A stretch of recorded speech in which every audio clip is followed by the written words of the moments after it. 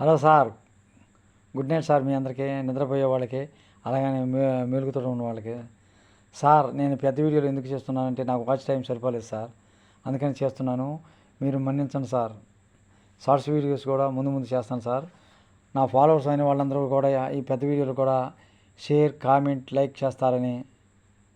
అలే, ఫాలోవర్స్ అంటే ఎవరు సార్? సబ్స్క్రైబర్స్. మీ సబ్స్క్రైబర్స్ ముందుగా నాకు సబ్స్క్రైబ్ చేసిన వాళ్ళు, ఒక్కసారి సబ్స్క్రైబ్ ముందుగా చూసిన వాళ్ళు నాది సబ్స్క్రైబ్ చేయండి సార్. ఆ తర్వాత లైక్, షేర్, కామెంట్ పెట్టండి సార్. ఒక్కసారి సబ్స్క్రైబ్ చేస్తే చాలు sir. Thank you sir, thank you very much. Subscribe చేసిన వాళ్ళు మాత్రానికి ఒక్కసారి సబ్స్క్రైబ్ చేసిన కానీ అంతకుముందు చేసిన వాళ్ళు కూడా ఒకసారి చేసి ఉంటే మరలా చేయని అవసరం లేదు సార్. మీరు ప్రతిరోజు లైక్, షేర్, కామెంట్ పెట్టండి సార్. నా పెద్ద వీడియోలు కూడా దయచేసి చూడండి సార్. వాచ్ టైం పెరుగుతుంది సార్. అప్పుడు వాచ్ టైం అయిందాక షార్ట్స్ వీడియోస్ చేయండి సార్, చిన్న వీడియోస్ చేయండి సార్. అదే సార్, నిర్దాక్షిణ్యంగా చెప్పేస్తాను సార్, ఏమనుకోవద్దు. ఏదైనా తప్పు ఉంటే క్షమించండి సార్. నేను కార్తీక పురాణము ఇప్పుడు మనం 8 అధ్యాయాలు చదివాను సార్. ఇప్పుడు 9వ అధ్యాయం సార్ ఇది. సార్ ఏనండి సార్, కార్తీక పురాణం చాలా మంచిది సార్. కార్తీక మాసం అంటే అన్ని మాసాల కంటే గొప్ప మాసం ఏది? కార్తీక మాసం. కార్తీక మాసంలో శివుని గురించి, విష్ణువుని గురించి పూజ చేస్తే చాలా మనం మోక్షం కలుగుతుంది, మనం చేసిన పాపం పోతుంది. నారాయణ నారాయణ అంటే మనం చేసిన పాపం పోతుందంట. చూడండి సార్ ఎంత గొప్పతనం. 9వ అధ్యాయము విష్ణు హర్షద యమదూతల వివాదము. యమదూతలకి విష్ణువు దూతలు వచ్చారు, యమదూతలు వచ్చారు. ఎవరి దగ్గరికి? ఈ బ్రాహ్మణుడి దగ్గరికి. బ్రాహ్మణుడు అన్ని ఒకళ్ళకి జన్మిస్తాడు కదా, బ్రాహ్మణుడు పిల్లోడికి పేరు పెడతాడు. ఒక అతనికి ఏం పెడతాడు? నారాయణ నారాయణ నారాయణ అంటాడు. ఎంబటి తీసిపట్టడానికి వస్తే ఆ పిల్లడు మీద చేసి నారాయణ నారాయణ అమ్మో వీడు అనేసరికల్లా వీళ్ళు ఉంటారు, యమదూతలు వస్తారు, విష్ణుదూతలు వస్తారు. వాళ్ళకి ఇలా పోటీ సార్. ఏం జరుగుతుందో చూద్దాం సార్. చాలా గమ్మత్తుగా ఉంటుంది సార్. ఏనండి, ఓ యమదూతలారా, మేము విష్ణుదూతలను వైకుంఠం నుండి వచ్చేది మీ ప్రభువకు యమధర్మరాజు ఎటువంటి పాపాత్మలను తీసుకుని రమ్మని మిమ్మల్ని పంపెను అని ప్రశ్నించిరి. అందుకు జవాబుగా యమదూతలు, విష్ణుదూతలారా, మానవుడు చేయు పాప పుణ్యాదులను సూర్యుడు, చంద్రుడు, భూదేవి, ఆకాశము, ధనుంజయాది వాయువులు, రాత్రి బొవ్వళ్ళు సంధ్యాకాలము సాక్షులుగా ఉండి ప్రతిదినము మా ప్రభువు కడకు వచ్చి విన్నవించుచుందురు. మా ప్రభువులు వారి కార్యకలాపములను చిత్రగుప్తునిచే చూపించి ఆ మనుజుని అనసాన కాలమున మమ్ము పంపి వారిని రప్పించెదరు.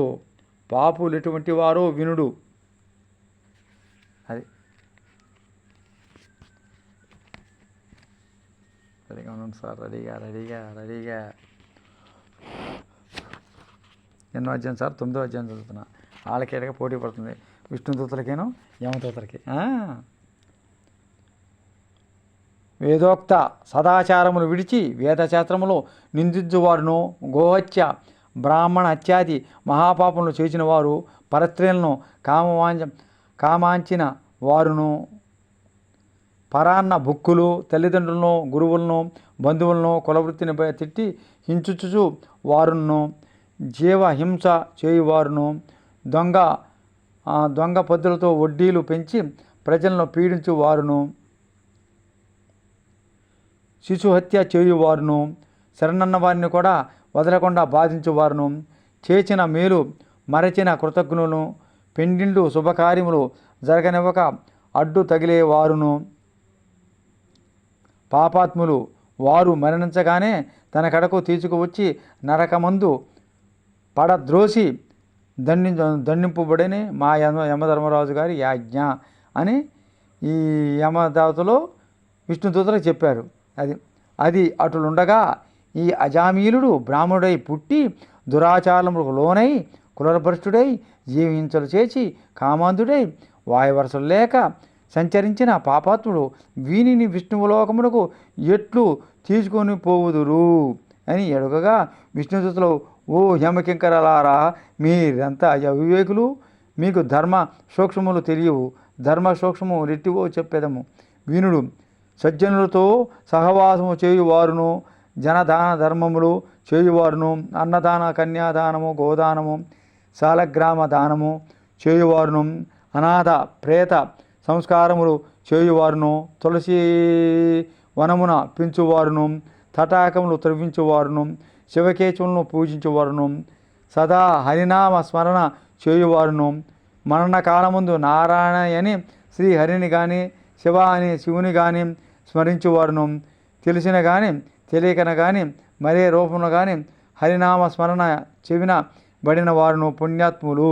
కాబట్టి అజామీలుడు ఎంత పాపాత్ముడెన్నో మరణకాలమున నారాయణ అని స్మరించుచూ చనిపోయాను గాన మేము వైకుంఠమునకు తీసుకొని పోవుదము అని పలికిరి.